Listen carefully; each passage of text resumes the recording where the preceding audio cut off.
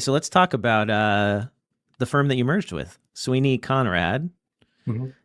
Uh, how did you find the buyer? That's one of the hardest Yeah. parts of this journey. I know a number of small firm owners who have been meeting with people for months, years, and they have not found the right buyer yet. So share your secrets with us.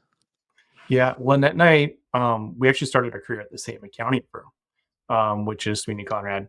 And through our career and everything else, they were actually a source of clients for us that they weren't serving because they didn't have a cast department.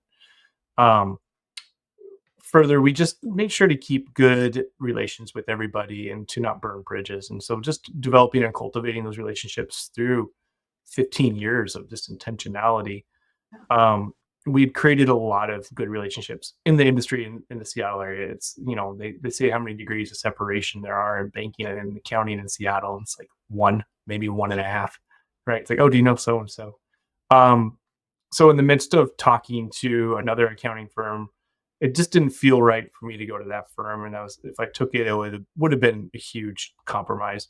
Hmm. Um, I reached out to my folks at that I know at Sweeney and just say, hey, let's grab some coffee. And mostly it's I wanted to hear from him uh, what they had going on there, but also if it was even a possibility or what they thought is like, hey, do you think this was even something that I could go out and find, or is there any other smaller accounting firm you think I can go into?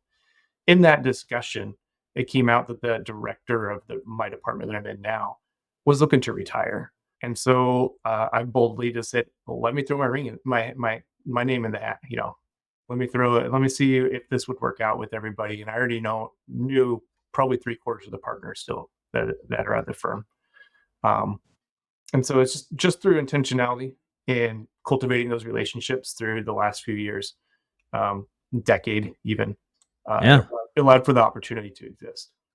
You didn't burn bridges. You No. maintained relationships, even though there wasn't like a particular business reason to do so. Yeah.